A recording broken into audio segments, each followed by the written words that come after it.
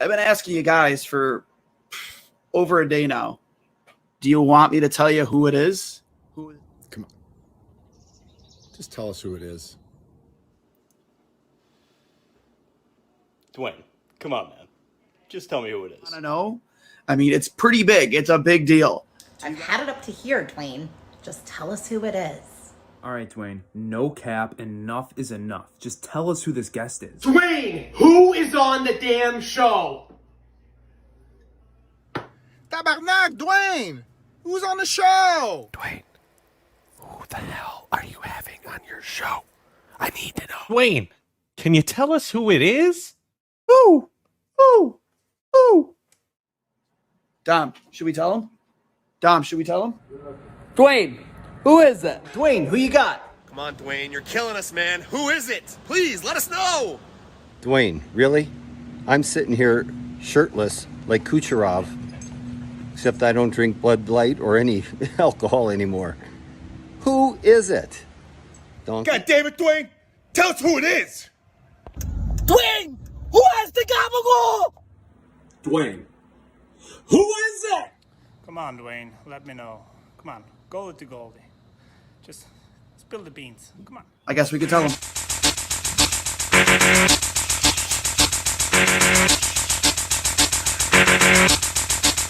got the power!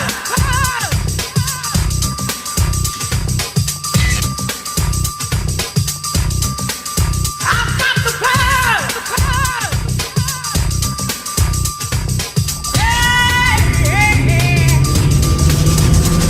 Like a sack of a whip, I snap and tap, front to back, in this thing called rap.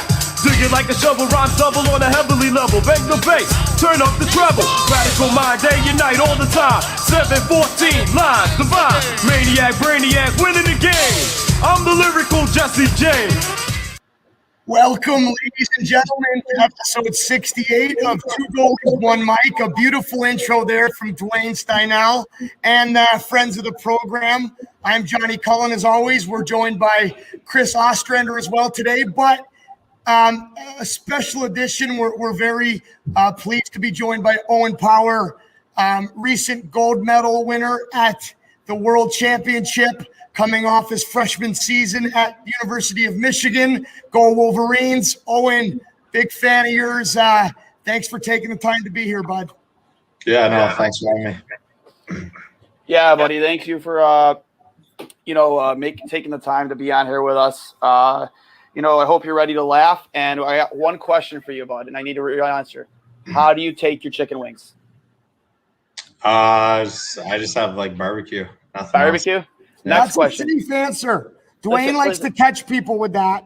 Well, no. The most important question is, and you have the opportunity to be the first one we've had on to answer this question correctly, because there's only one right answer. Ranch or blue cheese? I already know mine's the wrong answer. I don't have either. So what? That's a smart hockey player right there. Just not even getting in, not even stirring the pot at all. Not even trying to stir the. I'll give him it. Okay, I guess. I mean, people want to know ranch or blue cheese, but I guess Owen's gonna leave me hanging. That's fine. Whatever. Hey, so Owen, you know what? We're big fans of yours. Growing up, being a Mississauga kid, we used to joke when I was in the O that playing in the GTHL is like the mini OHL, right? It's the hockey mecca of the minor hockey world.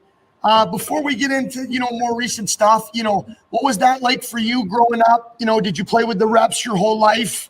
And how did you how did you fall in love with the game? Yeah, I mean, I played for the reps. I think six of the 7 years I played in the G.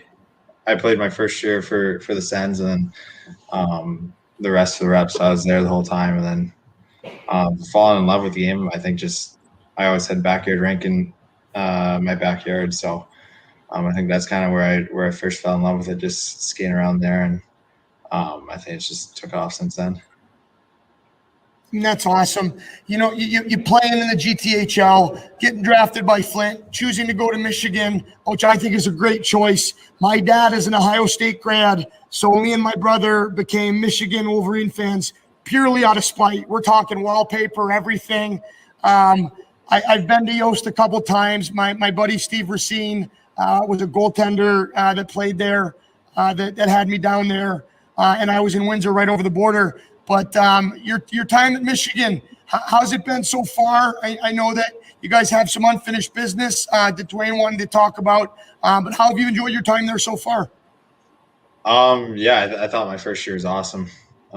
We had a great team and a really good group of guys. So it was a lot of fun. Obviously, we didn't really get to experience the true kind of college freshman lifestyle or whatever, just with COVID and everything. So that was kind of a bit disappointing. But I think just for what it was, I think it was unbelievable for what we were able to do.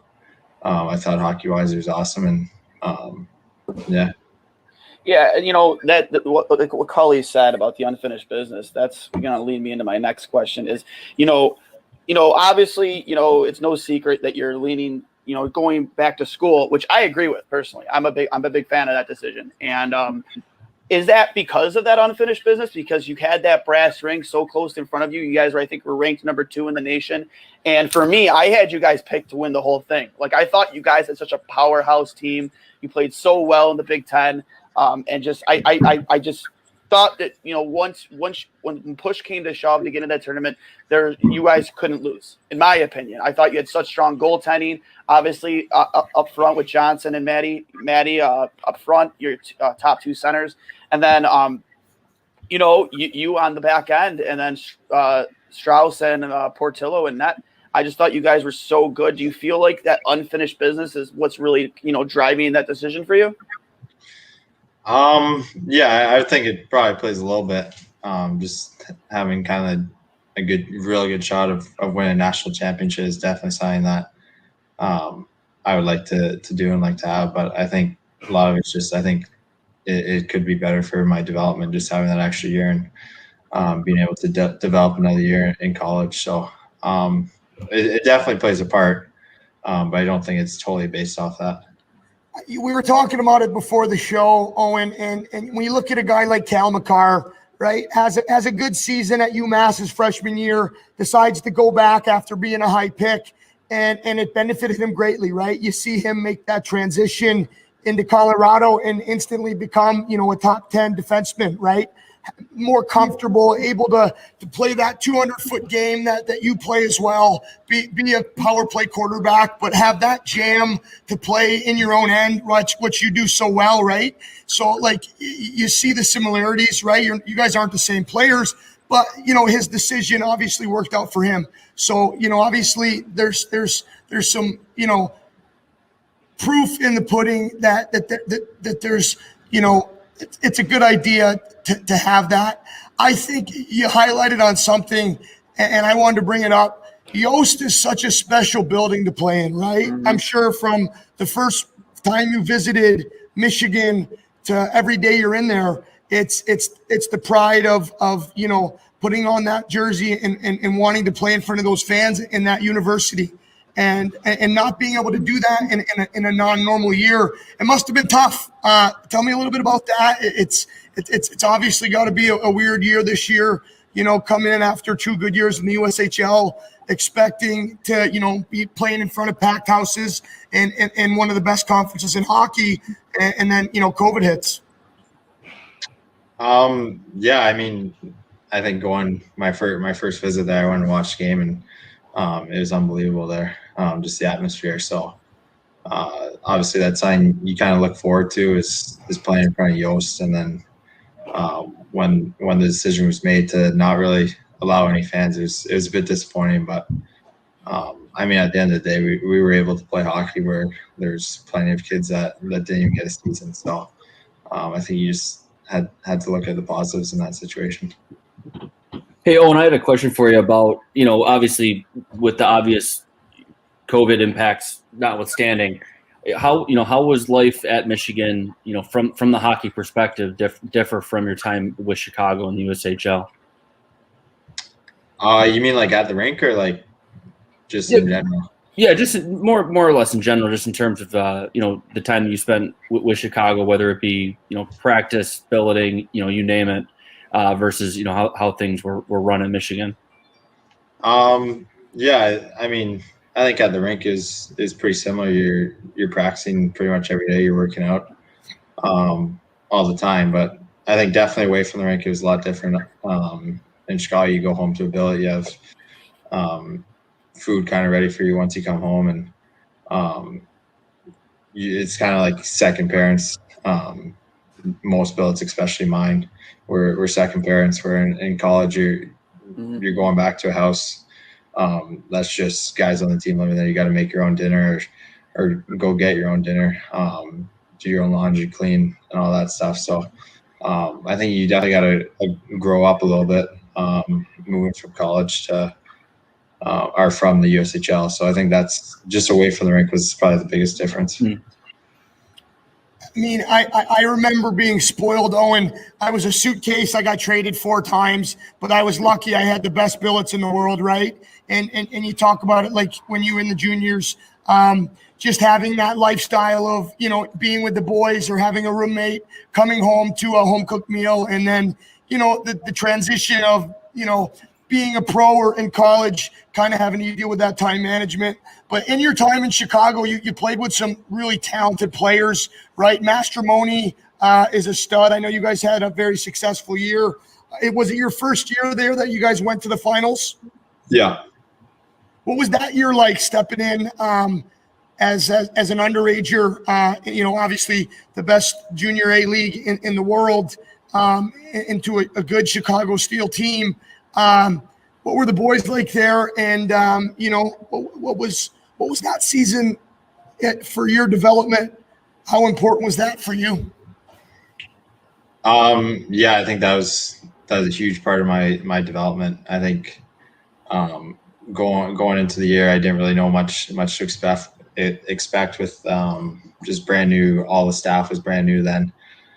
So you didn't really know much to expect. And then you saw our first, 6 games, and we were pretty brutal. So I think just seeing the team develop and seeing myself develop throughout the whole year to end up losing in the finals, I think was definitely something that I learned a ton from, and just was huge for my development, I think. You had a few games with Barnaby? Yeah. I just saw him. We have an elite league here, the FHL. Shout out Fatty Hockey League, 5-time champion right here. Beat Pat Kane and Gergensons about 5 years ago. Not a big deal. But Barnes, we played him the other week, and he's a great kid. Lights up the room, funny guy. Happy to see him have some success. We've had his dad on here quite a bit. But, just going through that list of Gunnar Wolf, he's going on to bigger and better things. Mastromoney, right? What did you notice from the USHL to Big Ten hockey? Because I know you didn't play a ton of out-of-conference games. The biggest difference in the hockey, right? Now that you've gotten a taste of playing on the big rinks, the Olympic rinks, right? Like for me, when I went to play in the Holinka tournament, it was a completely different game, right? Now, obviously, I never played in the USHL, but, the jump from USHL to Big Ten and then on to, international play, what's that like? Yeah, I think from the USHL to Big Ten, it wasn't too much of a jump. It was speed-wise and strength-wise, I feel like it wasn't too much of an adjustment. I think just the biggest thing was just how much more structured college hockey was. Compared to the USHL, so it was a lot harder to create offense, and you kind of had to find different ways to create it. But I think from going to college to the international at the World Championships, I think just the biggest difference was that I think the big ice. I think defending's probably a lot harder on the big ice. I think, but I think offensively it's a lot easier. So I thought it definitely had its pros and cons, and I think depends which way you look at it. It was some areas were a pretty smooth adjustment, and then I think some areas were a bit more difficult. Well, you made a great point, and you saw it as the tournament wore on, not just with you, but with your whole team, right? Like I struggled on the big rink, and I was a goalie. Being a defenseman, you talk about your gaps, right? And not only that, but possession in the offensive zone, going low to high, right? And dealing with all that. But to see your game improve, and it was fun to see you use your boots and kind of show off as the tournament wore on and get more comfortable with the puck.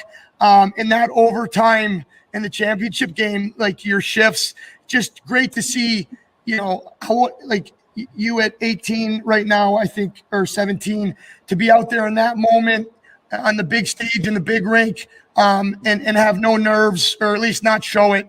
It was really awesome to see, and awesome to see you guys pull it out. I don't care, Duane, if we're Americans. It was fun to see.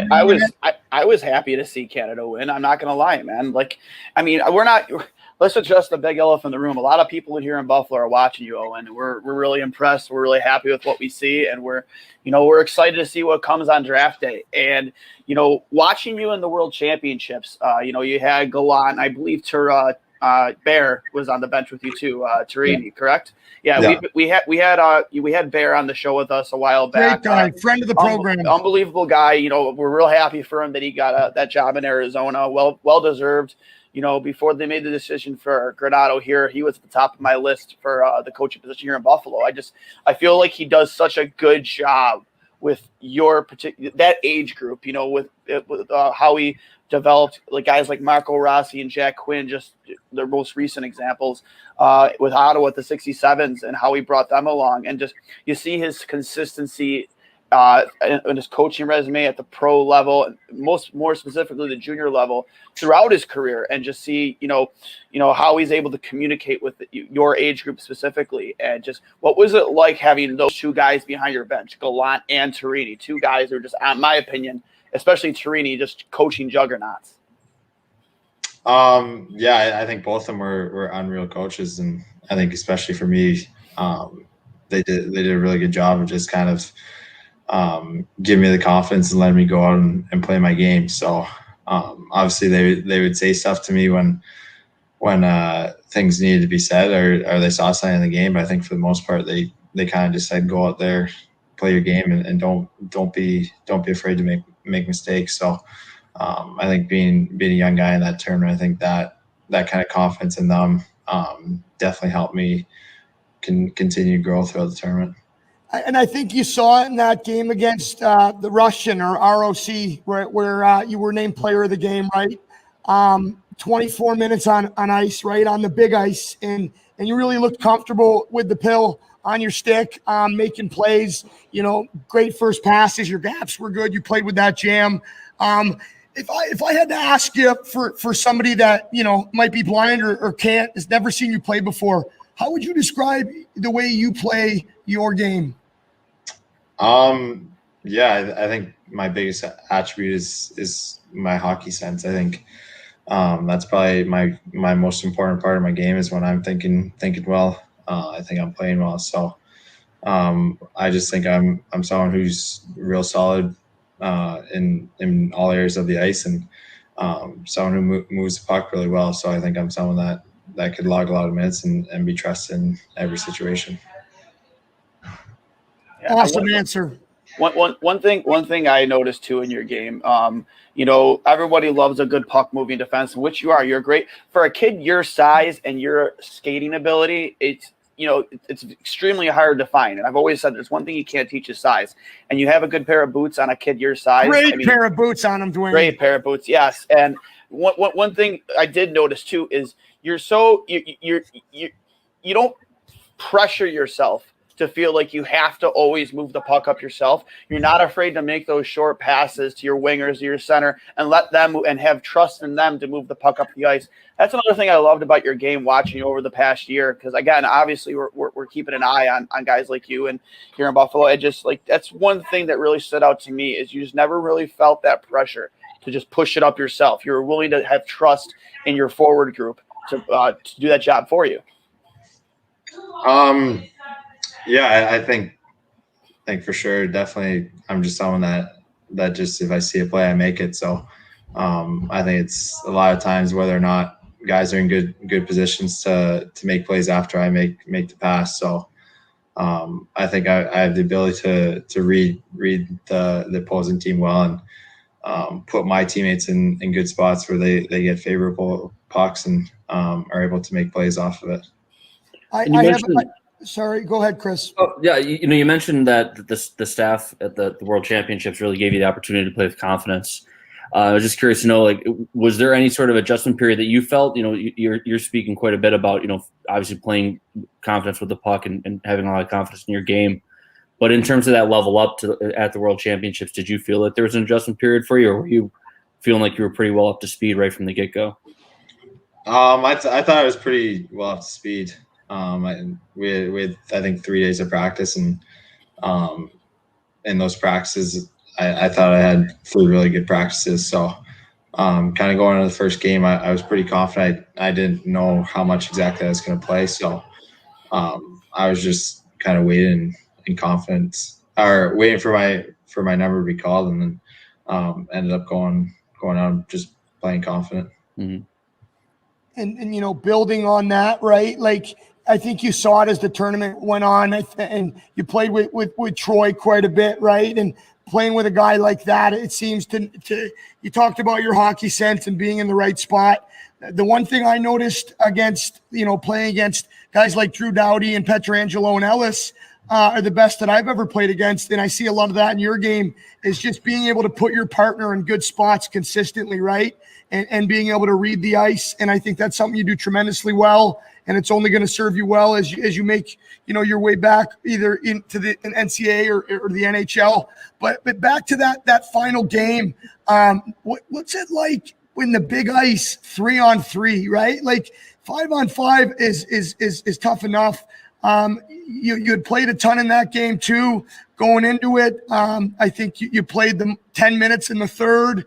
And then, into that overtime, I played with Connor Brown's brother, Jeff, in Windsor. And so I know Breeze to Grease. So I was really happy to see him there on the winning goal. But what was that like, 3-on-3 on the big ice? Yeah, for 3-on-3, honestly, I don't think there's that much of a difference with the big ice. I think 3-on-3 normal ice, you're a lot of it's perimeter, and you're trying to get to the middle, and the team's kind of just preventing you going from the middle. So I think it's kind of the same thing on the big ice. It's still perimeter, and teams are not really trying to allow you to get to the middle. So obviously you could go out wider and just be more out of position to score or whatever. But I think the offensively and defensively, it's kind of the same concepts in what you're trying to do. A lot of, like, you'll hear in the media a fair bit, the idea that the kind of the fun and the spontaneity of 3-on-3 is getting coached out of the game. Was there, and without besmirching the coaching staff at the Worlds, but was there a fair bit of, were they kind of putting the handcuffs on you guys at all when it came to 3-on-3, or were they willing to let you guys open it up, if and when you got there? No, I mean, they just said kind of go out and play. I think 3-on-3s, it's pretty hard to sit back and just play defensive. I don't think there's any way you could win if you're doing that. So I think you gotta go and take risks. Obviously not super risky ones, but I think just go out there and try and make plays. So I wouldn't say they held us back at all with the overtime. I think it was just kind of go out there and try and win.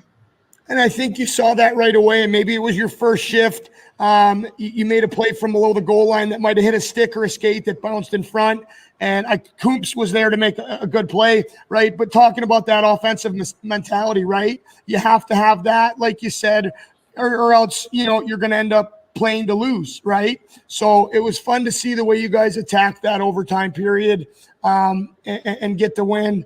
I had one more question before I kicked it back over to you guys, Duane and Chris. Going back to your college debut and having that 3-point game with 2 goals against Arizona State, take me back through that. What was that like? First time putting on the blue and maize, the maize and blue, and playing in your first collegiate game with the boys. Yeah, I think that was definitely a pretty special game also. I think I scored my first college goal in that game, and we had a big win. So I think that was another game where I didn't really know what to expect going into the game. I didn't know much about Arizona, and then just when I got into the game and was able to kind of get a point pretty early on, it I think pretty good and was able to settle me down pretty quickly. Awesome. One of the things I want to rewind it back a little bit. And I think it was Chris brought it up earlier about the differences between going from the USHL, the structure of that compared to the D1 college. How did the COVID world kind of affect that for you this past year? What kind of things were you able to do? Weren't you able to do? And are you looking forward to those restrictions obviously being removed? So you can finally just have just a simple workout or a lunch with your teammates. Yeah, we were lucky where we were kind of able to work out as a team or not full as a team, but I think you never really work out full as a team. There's I think 3 groups just in whatever one you could make with your classes. That's what you're in. So, but we were able to eat dinner at the rink with the whole team. So we were lucky in that sense where I think other teams probably weren't allowed to, but away from the rink, we only saw teammates, no one else really. So that was, I think, probably the biggest difference is we weren't allowed going out or seeing anyone else really. What's the one thing you're looking forward to most next year on campus? Be honest. I mean, if you could say playing in front of fans or going to see non-hockey related, can't be hockey related. Just what's the one thing you're looking forward to most about just being a college student? You can be honest, man. This is 2 goalies, 1 mic, completely unfiltered. Let's go. Fire me up. Yeah, I don't some people would say classes in person, but I honestly prefer them online. It was, I think, a lot easier. But like I said, a football game, I think, would probably be the coolest thing. That's a good answer. That's on my bucket list too. Like I said, we're going to take my dad, but we've been waiting for Michigan to have a good squad, just so we're not walking out of there and getting chirped by my dad, the OSU chants. But yeah, it's a fun. Ann Arbor's just a fun place to be. I can't wait for you to get to experience that, right, with fans. I think we all saw it with the NHL players in the bubble last year, right? You felt for them because we've all been a part of that team, not having team meals together, right? Not having to be able to I go hated that every crap. team. That's all garbage. Anyone who said that not this past cup, but the cup, even this last cup, anyone who says that, that's not a real win, that's not. Listen, go through what those guys had to go through, being away from their families, not having really any normalcy or structure in their day-to-day lives while they're in that bubble. I'm sorry, man. I give them all the credit in the world. That's just as tough, if not tougher, than going through a normal 82-game schedule and a normal structured playoff. Because, again, man, it's not like you can go home to your kids after a bad game and just, hug your son or hug your wife or anybody. No, you just go back to your hotel room and you stew on it, man. I give them all the credit in the world. Yeah, no, I agree. I thought last year's cup was probably the hardest one, in my opinion. 100%. I couldn't agree more with you. And I look forward for all the hockey players. I coach a lot of youth hockey, and being and seeing the kids back on the ice together in big groups and the smiles, right? The return to normalcy is awesome. And I'm excited to see what's next for you, Owen. Like I said, I think I speak on behalf of all in Buffalo when we say we're behind you no matter what happens. We'd love to see you here. You got so much talent, But one question I had is going back to your time, because we have a lot of younger hockey players that listen to the show. And one thing I try to tell the kids is to become a student of the game, right? We watch the game as a little kid, as a fan, but as you start to become a pro, you become a student. Who were some of the guys that you tried to model your game after, or that you like to watch as you were progressing through the GTHL or even the USHL? Yeah, I mean, the biggest guy for me, I think, all throughout and especially now, is probably Hedman. I just think he's probably the best defenseman in the world right now, and we got similar attributes with our size and the way we play. So I think he's kind of the biggest guy who, if he's on, I try and watch. But I think really just any of the top D in the league, if they're playing, I try and turn on the TV and just pick stuff from their game and put it into my game. One thing I noticed there with you and Hedman, I know a lot of people have talked about it, but the patience and the deception throughout your guys' game is what sticks out for me, right? Being able to make a quick first pass, knowing when to jump in the play, but also playing with that jam and that speed that Duane talked about. So I think that's a great answer, and I'm just grateful that you're able to say that for the kids that are listening. So obviously fun to see him win a cup. What's it feel like to potentially, in a year, 2 years, whenever it is, being able to play against a guy like that? What's that? You excited for that? You have that jam in you still? Yeah, I think definitely excited. I think you always want to play against the top guys. So I think just really all the top guys. I think when I have the opportunity to play against them, I think it's going to be pretty cool and probably pretty eye-opening. Coming up to the draft, every little kid's dream, right? I went through it 3 times and didn't hear my name called. But obviously that's not going to happen for you. Put the yearbook away, dude. Jesus Christ, put it away. Cut the cord, every Cully. single episode, dude. It's just like, dude. Like we get an OHL episode, story or the highlight reel from Cully every single episode. I haven't brought up Flint, so I'm going to take credit for that. Thank you very much. Yeah, listen, okay? Dude. Put it away. Put the yearbook away. I was just put it in the teeing up closet. Nobody cares.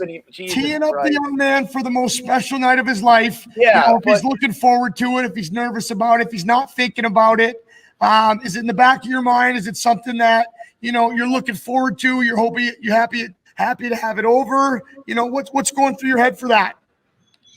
Yeah, I think definitely looking forward to it. But I think also just kind of want to get it over with. So, it's been something that I think every kid who plays hockey dreams of. Feel it, Duane. So it's definitely exciting, but at the same time, I think there's been a lot that's kind of leading up that I've had to do with it. And I think it'll be nice to kind of take a little break once the draft's over and kind of relax and just have to worry about my training and continue to get better. You mentioned, earlier, growing up in Mississauga, having a backyard rink and all that, and obviously played in one of the, if not the most premier minor leagues, as Cully mentioned, with the GTHL.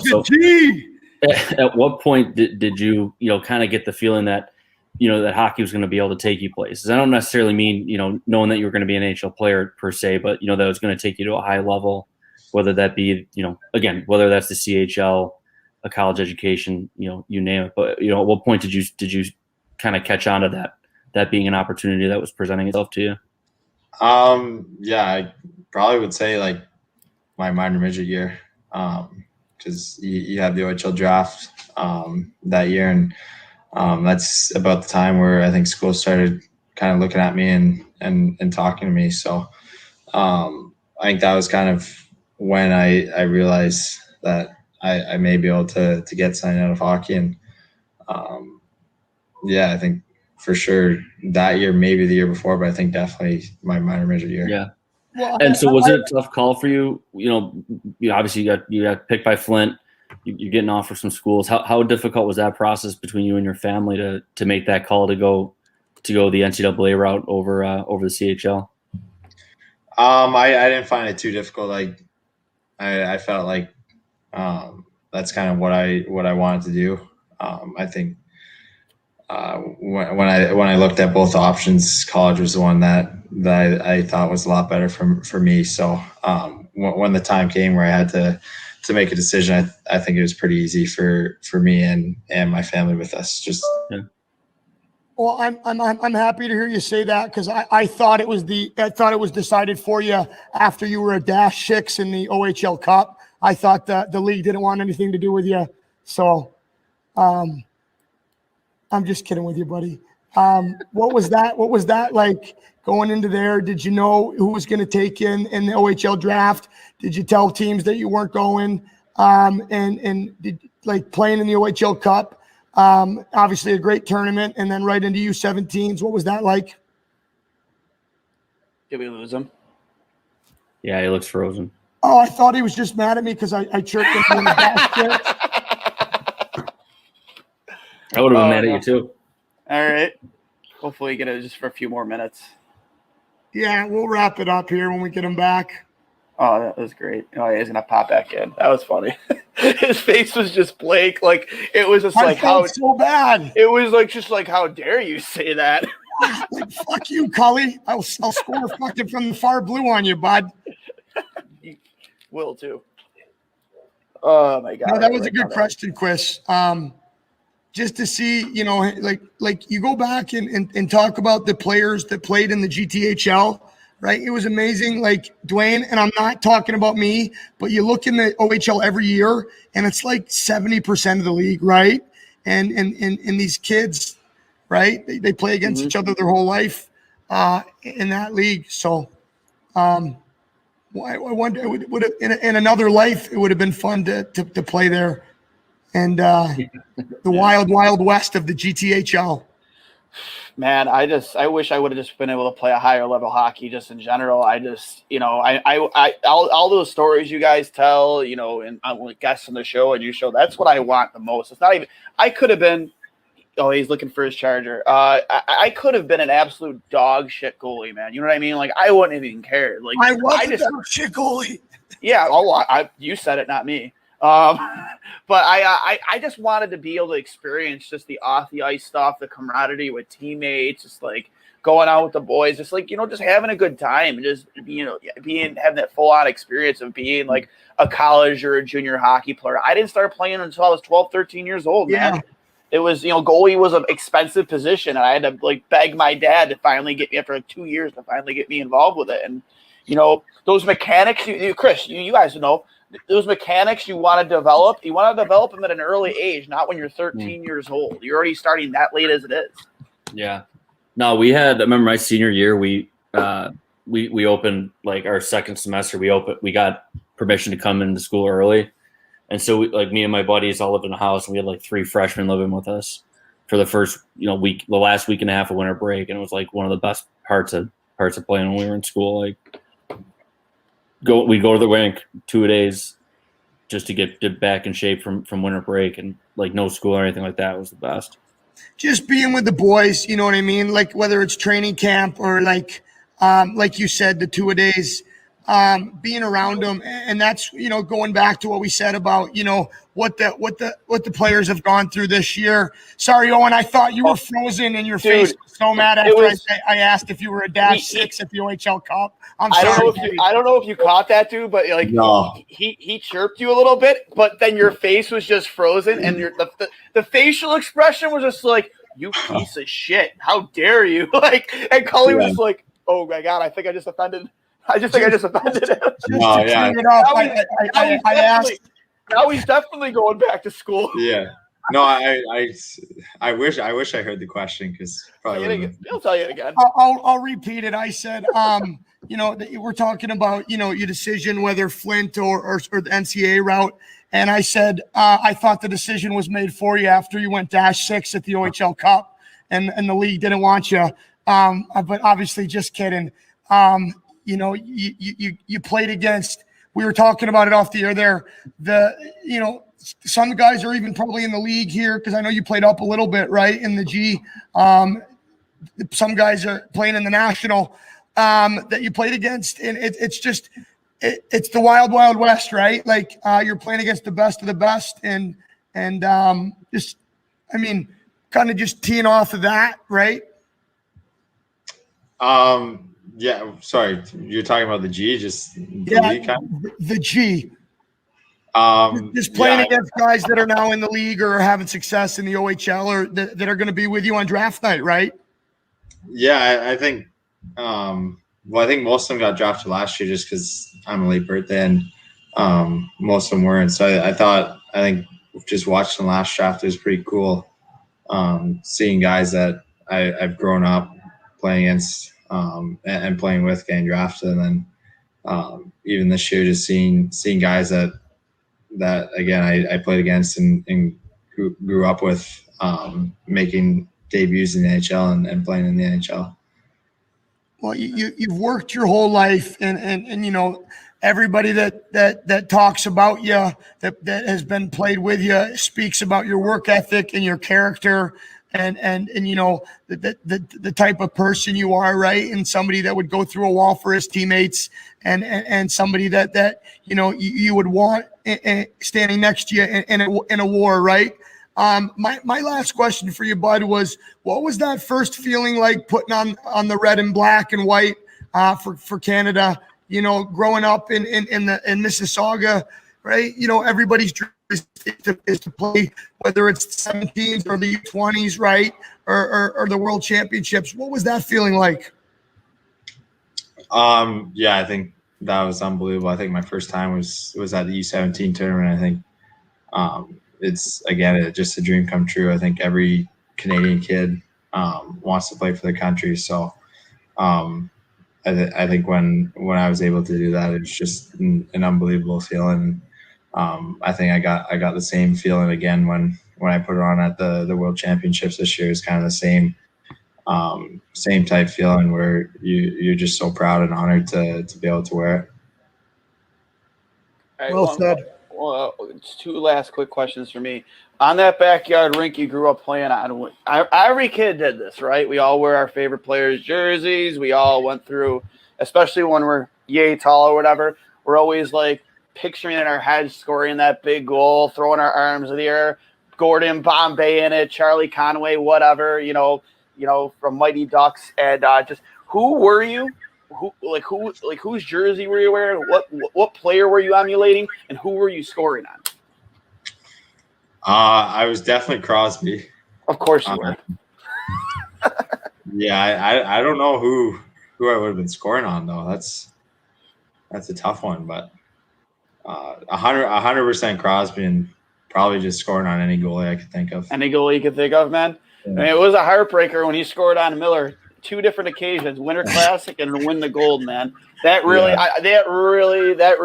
know, that's a sore subject here in Buffalo. But I was actually present at the Winter Classic, the very first one they ever did, and watching that shootout directly behind Miller, man, that was a heartbreaker, absolute heartbreaker. But my last question for you, buddy, is, you know, when you're decompressing, dude, just away from the rink, away from hockey, like, what are you watching on Netflix? What movies are you watching?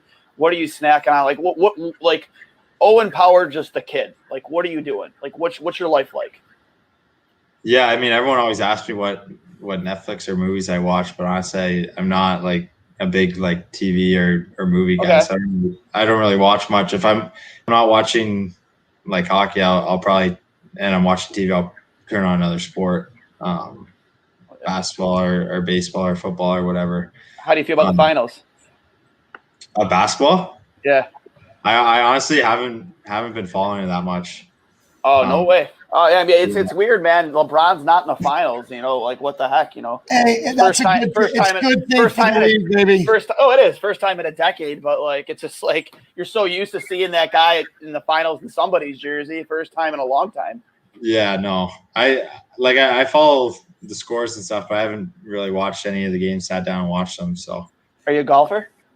Yeah, big time. I'm not golfer. Very good, but I try and play as much as I can. What's your handicap? Probably around a 10. Around a 10? Yeah. Not a big deal. You're kicking the shit out of me. I'm not going golfing with him, that's for sure. Cully's shooting 120. I'll drive the cart. I don't care. You know, I'll drive the cart. You know, I'll be your chauffeur. Yeah. I'm not competing with a 10 handicap. My last question for you: in another life where, you know, let's just say hockey doesn't exist or you never got introduced to it, what is Owen Power's profession? What does he go to school for? What would he be doing? I think definitely another sport. What was your second sport? You golf guy? I'd want to play on the PGA Tour, but like love it. I'm not even close to being good enough. So the most realistic one would probably be playing like in the lacrosse league, the pro lacrosse league or whatever. But did you grow up playing box at all? Yeah, I actually like box way better than field. Box is awesome. The similarities to hockey are great. Who's your most hated athlete? That was the only question I'd ask. Who do you hate the most? Any athlete across the board, hockey and any other sport. Who do you hate, and who would you hate to play against? I mean, I think the guy that I dislike the most is probably LeBron. Not a big fan of him at all, but great answer. For someone I wouldn't want to play against is I don't know. You could say Jordan or like Tiger. Or do you mean hockey for that question? It doesn't matter. You know, you're an athlete in that sport. Who are you not lining up against? Yeah, I think for basketball for sure. I don't want to go against Jordan. So you watched The Last Dance, right? Yeah. Oh man, I like this kid. I like this kid. He's already an ace in my book. All right. But hey, listening to the stories of how Jordan took the time to learn different languages to shit talk players, right? Like that for me, like, no, that's a huge part of it, right? No, it's like, great. And he threw guys off his game, and rest in peace, Kobe. Like he did the same stuff, right? When you hear those stories, I love it, right? Larry Bird was the same way. Yeah. These guys were competitors, right? And the guys, the Spin Chicklets guys call it tummy sticks, and you see it a lot. But like, I miss that. I miss that hatred. Fuck, it's a war, right? Like for 60 minutes, like I'm gonna make your life miserable. So The Last Dance was so fun to watch and hear the stories of how Jordan would just get inside everybody's head. I loved it, rent free. There was a story about the game that like nobody ever saw where they all played each other. The Dream Team played each other. But we have a guy named Christian Leitner. I think his name is Christian Leitner. I don't know if you guys know. He's from Buffalo. He's from Buffalo. Well, he was on that team. And like he was sitting on the bench the entire time. And every time he wanted to try up and get up into the game, they're like, "No, dude, sit down. You're not involved in this at all." So like when it comes to basketball, like Christian Leitner, I know he comes on our local radio stations a lot, whenever he brings his camp to town. But it's like his one, our one claim to fame, that guy, he was on that team. So like, nah, get on the bench. We want nothing to do with you, man. Like Magic versus Jordan, man. Then too. That's what it was all about. Yeah. No, so definitely. I know we've taken up a lot of your time. My last question, are you a very vocal guy on the ice? You chirp? No, I don't say anything. So now I know you didn't get to play against Matty, your teammate at school, because he was hurt. He was out there for warmies. But had you played against each other and lined up for like a offside face-off or a PK face-off, what would that interaction would have been? Would he have chirped at you, or would you have, maybe give him a little tap on the back of the foot, or how would that have went? Yeah, I think I don't even know if he chirps that much, but I think someone would have said something and probably a little whack to the top of the foot or the back of the leg. But yeah, I'm not someone that's really says much. I'm not quick enough to come up with good chirps, so I just kind of keep my mouth shut. Well, lucky for you, your boots and your mitts and everything else about your game is elite and fast. So you don't need to use your mouth. But no, it's been fun talking with you, man. Buffalo's behind you. We're big fans of yours. I appreciate you taking the time to answer my questions. I wish you nothing but the best, man. And go blue. I don't know if you guys have any more questions, but just wanted to thank you again, Owen, for your time and the example that you're setting for all the young players out there that aspire to be, whether it's college athletes, OHL athletes, or professional athletes. Here we go. He always gives his little, you're an inspiration, you're this, you're that. Oh my God. How many kids are going to be wearing Owen Power jerseys in the next 5 years? I agree. I'm just giving you shit. I'm just giving you shit. You need to count out. Chris, you got anything, bud? No. I'm all good. All right. One last thing, man, before we let you go. You got to promise me once you get, if and when we ever get a chance to meet, whether you're a Buffalo Sabre or you're in Buffalo pumping a few past us, you got to let the guys from Two Goalies One Mike buy you your first chicken wing dinner with blue cheese.